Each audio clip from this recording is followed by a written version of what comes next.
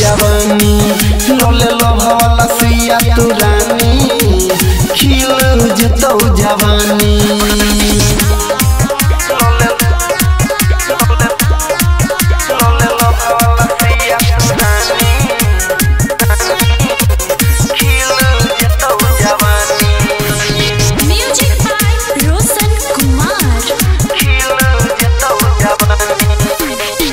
चार दिन में सुन छौरी जेबे तू मोटाई गे गजबे के फील है तो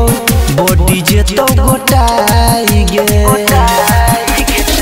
चार दिन में सुन छौरी जेबे तू तो मोटाई गे गजबे के फील है तो बॉडी जे तो गोटाई गे फायदा करतो नहीं है तो नुकसानी लोले लोभावाला सिया तू रानी खिल जतो जवानी लोले लोभावाला सिया तू रानी खिल जतो जवानी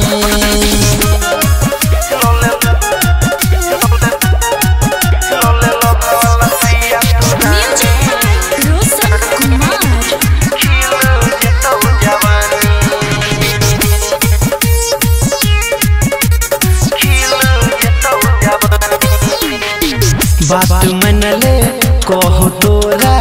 राइटर रवीन गे अनिल यादव रोशन के तू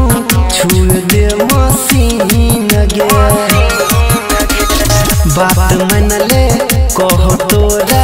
बबलू परवीन गे अनिल यादव रोशन के तू छू दे मसीन गे नहीं करबो कोनो मना मानी लोले लोभावाला सिया तू रानी